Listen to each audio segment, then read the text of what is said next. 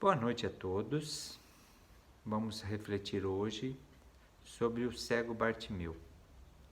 Bartimeu, ele era um pedinte.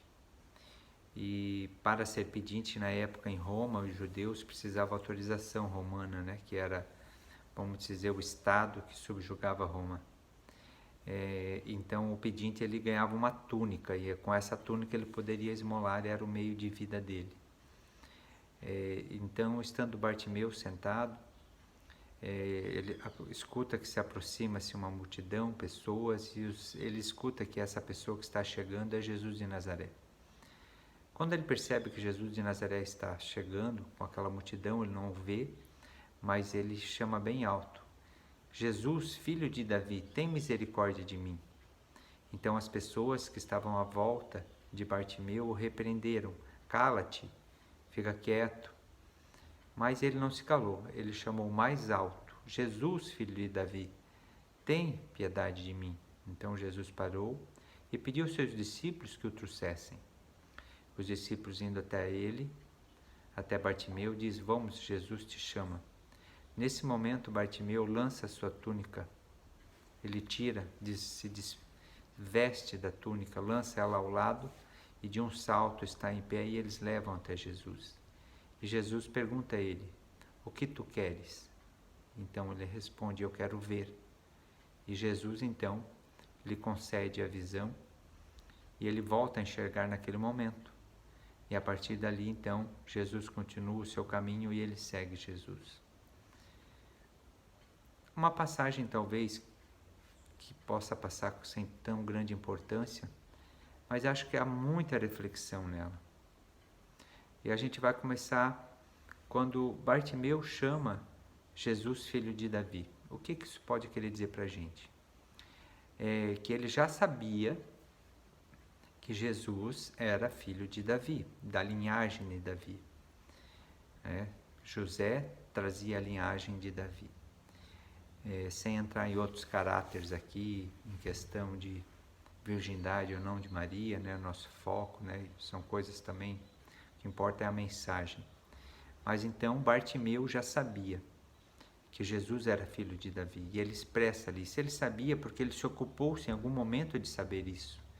Então isso vai nos trazer a questão do intelectual, isso vai nos trazer a questão da parte do conhecimento, aonde muitas vezes na nossa vida a gente quer alguma mudança, mas a gente não quer estudar, não quer procurar conhecer, a gente prefere aceitar e seguir às vezes.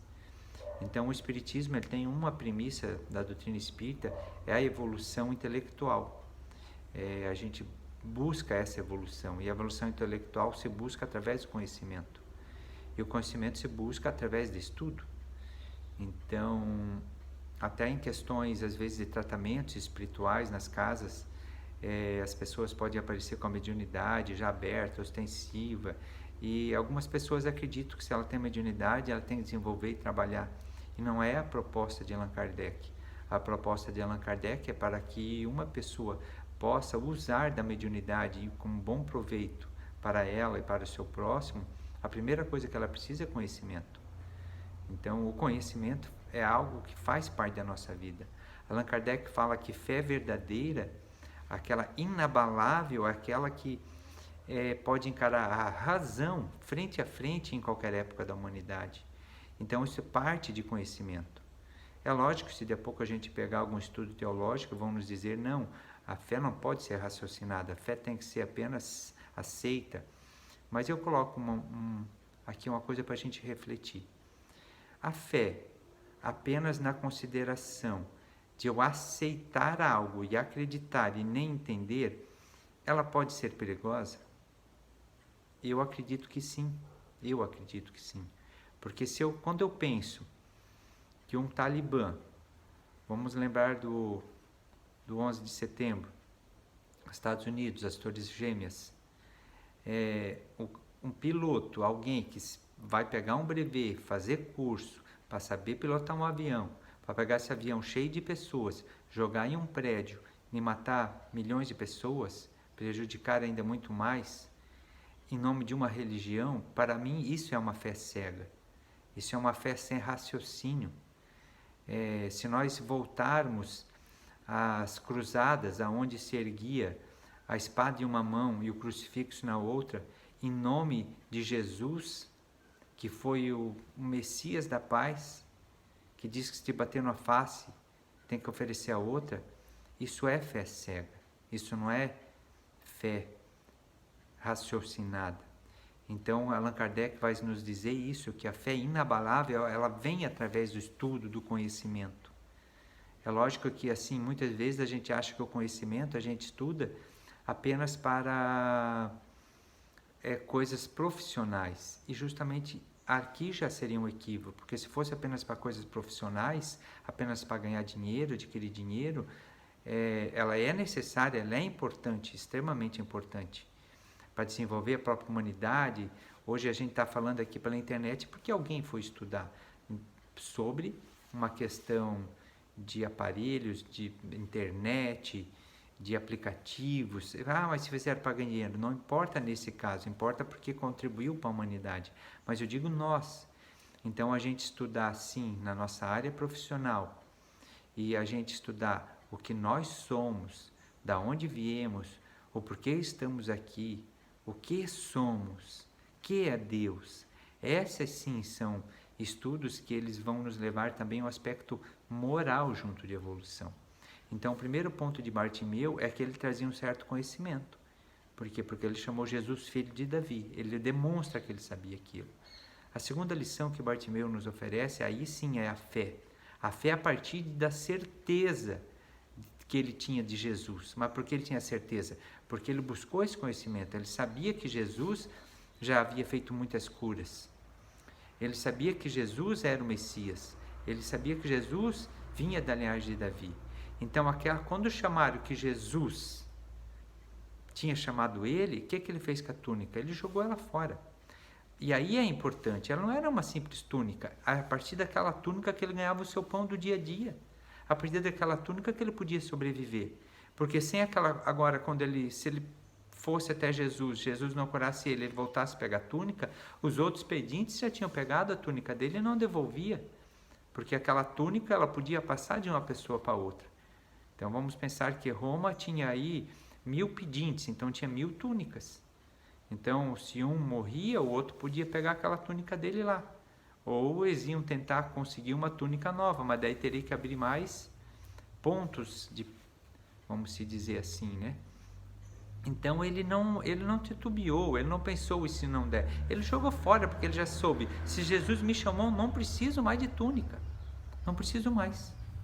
E ele abandonou a túnica. Ele não teve dúvida. Eu vou lá para ver. Se ele não me curar, eu tenho a túnica aqui para garantir. Não, ele não quis garantir. A garantia dele, aí foi a fé raciocinada. Então, a fé, a certeza, isso aí é inabalável. O terceiro ponto é quando ele chamou a primeira vez e as pessoas o repreenderam. E isso a gente vê muito hoje na vida, no dia a dia. Às vezes a gente quer sair desse estado hipnótico que a sociedade criou para o ser humano e que a gente nos coloca nele, e a gente diz, não, que todo mundo é assim, então não tem como ser diferente. E a gente acredita daí que não dá para ser diferente. Mas às vezes quando aquilo não está mais sendo bom e a gente começa a querer mudar, há muitas forças exteriores que não querem que a gente mude. E tantas físicas como não físicas. O que são não físicas? São dimensões extras físicas e espirituais, muitas vezes, que eles não querem a nossa mudança.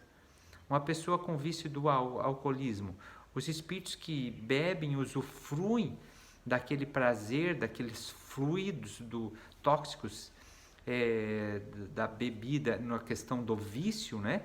Ela nunca vai beber sozinha quando ela é viciada, né? O que é o viciado? Se ele bebe todo dia, ele é viciado. Eu bebo porque eu gosto, quando eu quiser eu paro. É mentira, né? A pessoa que tem uma compulsão pelo cigarro, ela tem espíritos que fumam junto.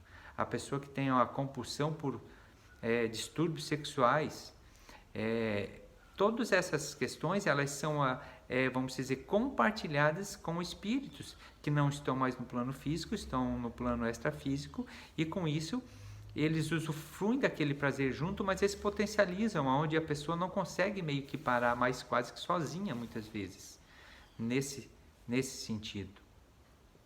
Então, essas entidades, será que ela quer que a pessoa pare com o vício que ela tem? Se ela usufrui junto com aquilo? É igual um grupo de amigos, às vezes, que eles não querem perder alguém que faz parte daquele grupo de amigos, eles não querem que ele pare, porque as amizades hoje, se a gente perceber, muitas vezes são pelas nossas questões sociais, são por questões de trabalho, são por questões de lazer, né? Então, assim, grupo que anda de bicicleta, às vezes eles têm aquele vínculo de amigos porque andam de bicicleta, eles não querem que um amigo querido pare de andar de bicicleta, que vai ter menos contato. Essa é uma questão positiva, é lógica, mas as questões negativas, elas compartilham do mesmo modo. Então, seja tanto grupos de amigos de bagunça, eles não querem perder amigo de bagunça. E até porque, às vezes, aquele amigo de bagunça, eles têm medo que ele pare, que daí ele, de a pouco, se não está mais, ele pode contar para os outros. Eles têm um certo medo. Então, só que os extras físicos também não querem. Então, às vezes, quando eu começo a marcar tratamentos no centro espírita, se eu não tiver uma disciplina muito forte, às vezes eu nem vou conseguir ir, porque coisas podem me prejudicar.